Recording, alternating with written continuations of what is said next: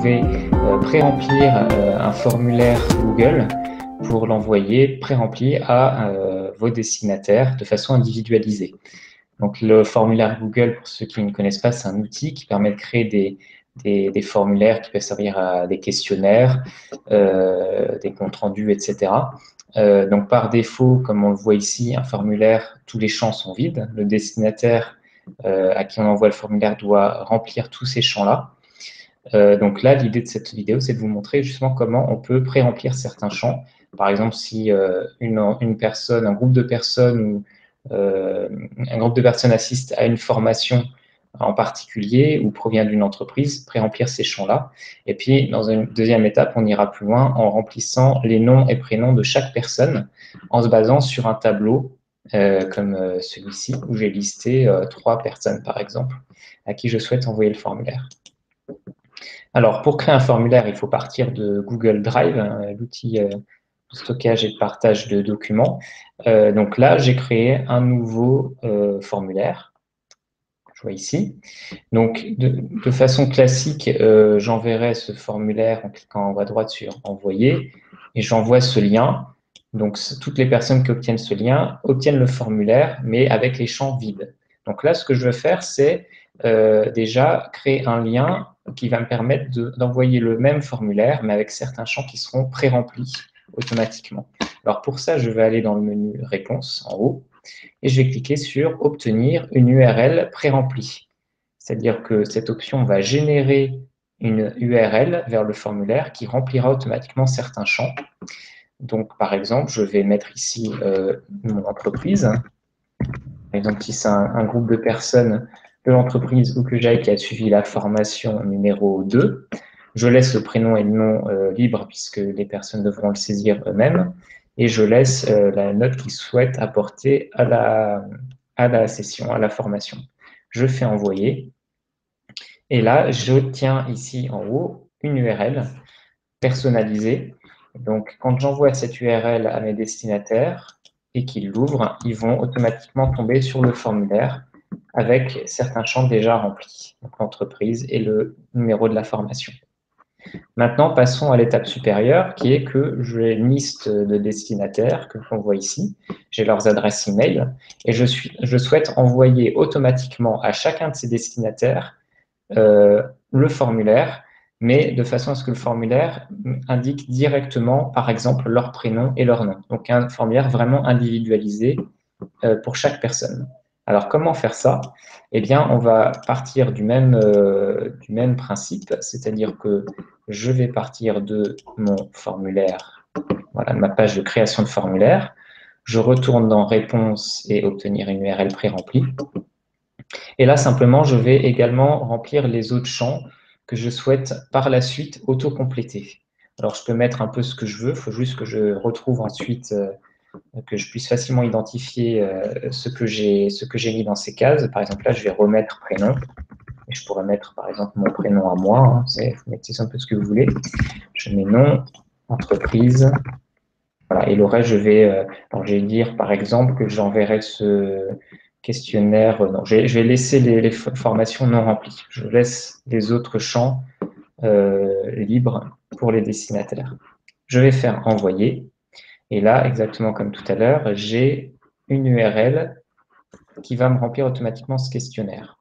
Alors maintenant, ce que je souhaite, c'est personnaliser automatiquement cette URL pour chaque personne pour que, quand on voit ici dans l'URL, on voit les entrées nom, prénom, etc. Je souhaite automatiquement remplacer ces champs par les noms effectifs et prénoms effectifs de la personne. Donc pour ça, je prends mon URL, je fais une copie et je vais coller cette URL dans un tableau Google que je vais utiliser pour modifier automatiquement l'URL grâce à quelques formules. Donc voilà, je vais coller par exemple cette formule ici. Alors j'avais déjà quelques lignes de créer automatiquement.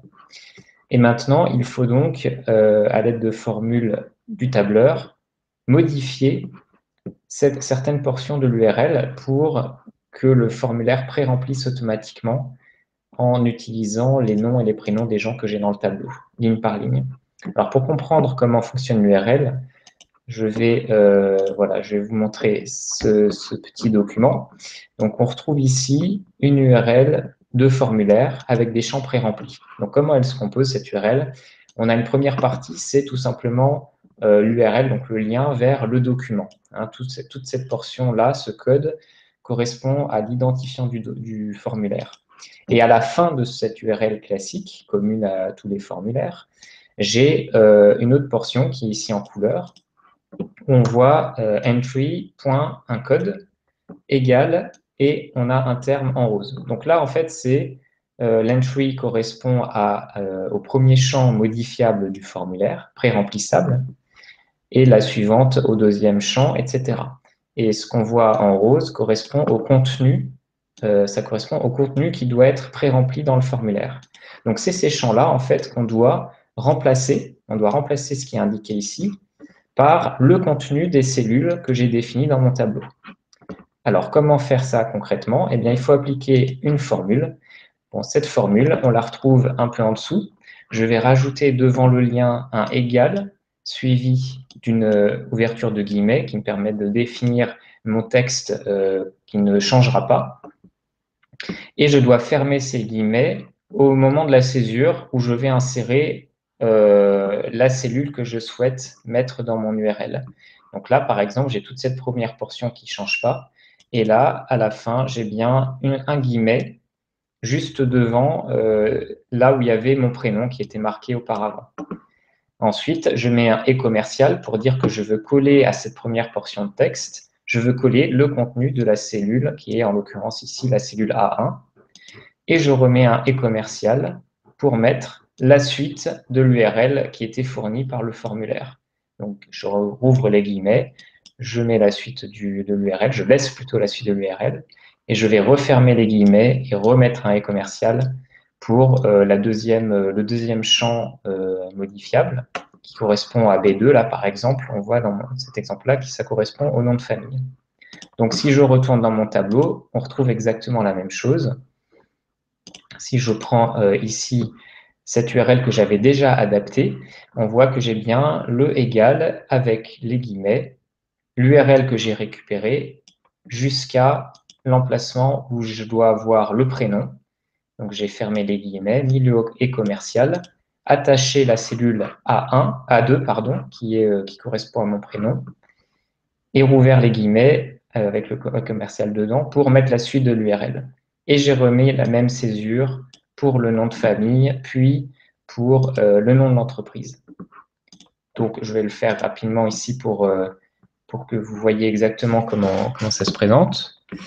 Je vais le faire manuellement, donc je mets ici un égal devant l'URL que je viens de récupérer sur la page du formulaire.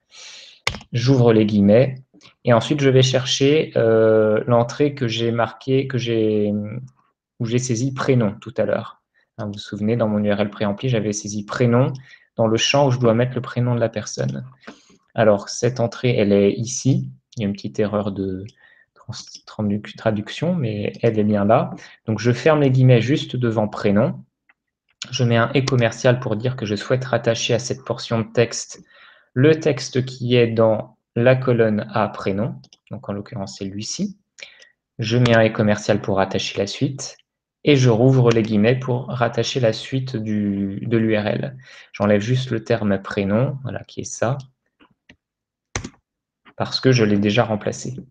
Pareil pour la suite, donc j'ai bien entré, je vais avoir le deuxième champ à modifier, et j'ai la portion nom que je souhaite remplacer par ce qu'il y a dans la colonne B.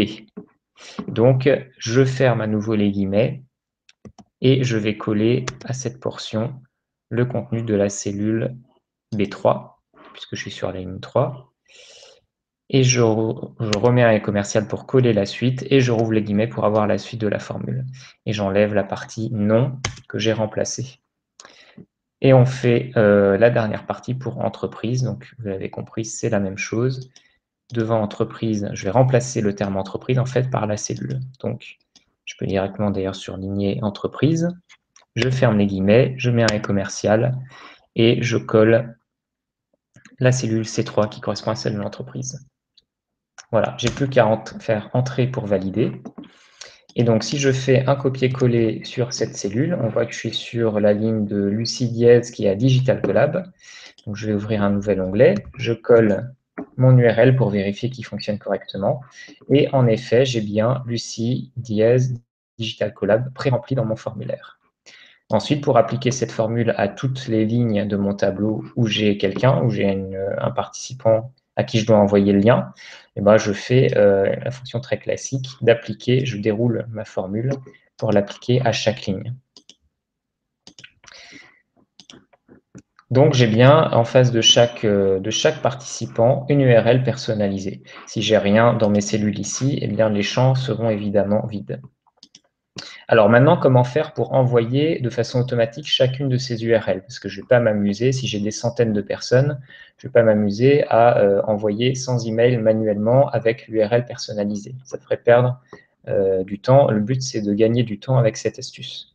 Donc pour ça, je vais utiliser un module complémentaire dans les tableurs Google, qui est le module Yet Another Mail Merge, qui permet d'envoyer des emails personnalisés de façon automatique. C'est une fonction de publipostage. Alors, pour utiliser cet outil, il faut d'abord que je crée l'email modèle, entre guillemets. Donc, je l'ai déjà créé dans mon Gmail. Il faut que cet email apparaisse dans les brouillons. Donc, vous faites juste un nouveau message.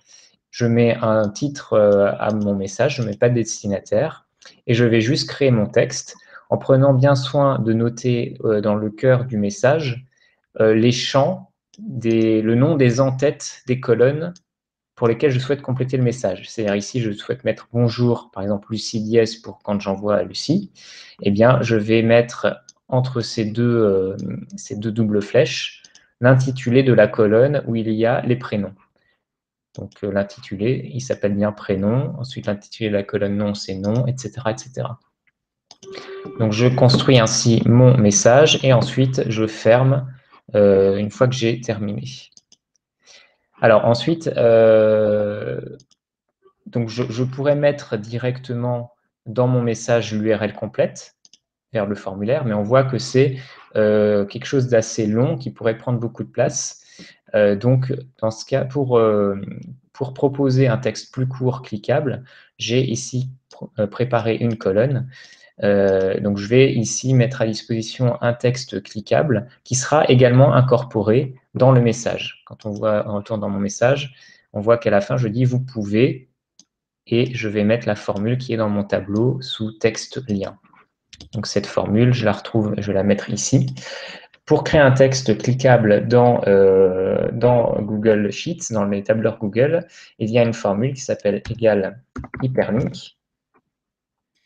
Et je vais, dans la première partie de la parenthèse, indiquer le lien vers lequel ça doit envoyer quand je clique sur le texte.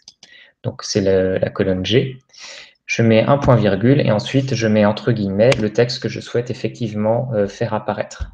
Donc, dans le cadre de mon message, je voudrais terminer la phrase par « vous pouvez cliquer sur ce lien pour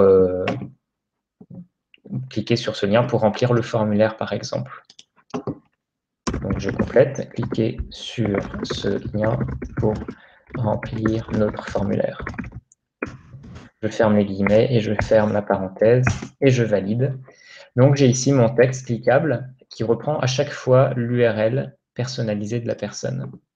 Donc, je vais dérouler ça pour reproduire la formule dans chaque cas. Et je n'ai plus qu'à envoyer mes emails par publipostage complètement automatiquement. Donc pour ça, je vais dans module complémentaire, je lance Yet Another Mail Merge, je clique sur Public Postage. Alors, il vaut mieux sélectionner d'abord vos données. Voilà, Public Postage.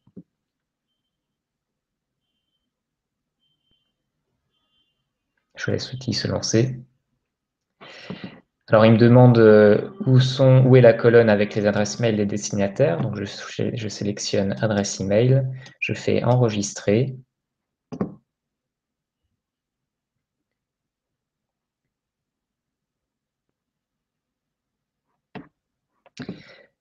Donc, je vais passer... alors, vous pouvez, dans la version gratuite, envoyer jusqu'à 50 emails en 24 heures. Il y a une version payante si vous voulez aller plus loin. Pour l'instant, je reste sur la version gratuite. Donc, je vais sélectionner mon modèle d'email qui est dans les brouillons ici de Gmail. Donc, en l'occurrence, je vais prendre